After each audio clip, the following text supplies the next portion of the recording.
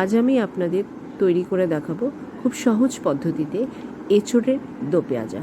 দো পেঁয়াজা বলতে আমরা প্রথমে বুঝে থাকি চিকেন মাটনের দো পেঁয়াজা। আমিও একটু চেষ্টা করলাম এঁচোড় দিয়ে এই দো পেঁয়াজাটা তৈরি করার।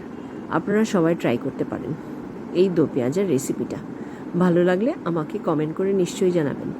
প্রথমে আমি সেদ্ধ করে রাখা এঁচোড়গুলোকে কাশ্মীরি লঙ্কার গুঁড়ো, হলুদ গুঁড়ো, লবণ দিয়ে ভালো করে মেখে কড়াইতে সামান্য তেল দিয়ে একটুখানি ভেজে নিলাম। ভেজে নেওয়া এঁচোড়গুলোকে আমি সরিয়ে নিলাম। এরপর আবার কড়াইতে তেল দিয়ে ফোড়ন হিসেবে দারচিনি, এলাচ, লং দিয়ে তারপর চিলি ফ্লেক্স দিলাম। চিলি ফ্লেক্স দেওয়ার পরে আমি কুচনো পেঁয়াজ দিয়ে দিলাম। কুচনো পেঁয়াজগুলোকে একটু ভাজা হয়ে এলে, গোলার সোনালি রং হয়ে এলে আমি ওর মধ্যে একে একে আদা, রসুন বাটা, কাঁচা লঙ্কা বাটা, টমেটো দিয়ে ভালো করে লবণ দিয়ে একটু ভেজে নিলাম। তারপর আমি ওকে ফ্যাটানো দই দিয়ে দিলাম। ফ্যাটানো দই দিয়ে কষানো হয়ে গেলে আমি ওর মধ্যে মশলা হিসেবে লঙ্কার গুঁড়ো, হলুদ গুঁড়ো, ধনে গুঁড়ো, জিরের গুঁড়ো দিয়ে দিলাম। দিয়ে সামান্য একটু জল দিয়ে মশলাটাকে ভালো করে আমি কষিয়ে নিলাম। তারপরে ভেজে রাখা এঁচড়গুলোকে আমি আলতো করে কড়াইতে ছেড়ে দিলাম।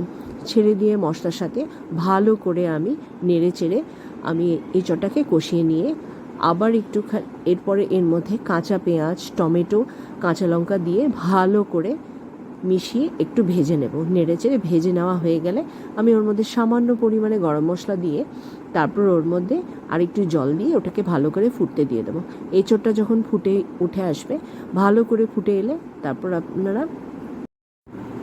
তারপর আপনারা এঁচোড়টাকে নামিয়ে নিয়ে উপরে ধনেপাতা ছড়িয়ে দিয়ে পরিবেশন করতে পারেন এঁচোড়ের দো পেঁয়াজা।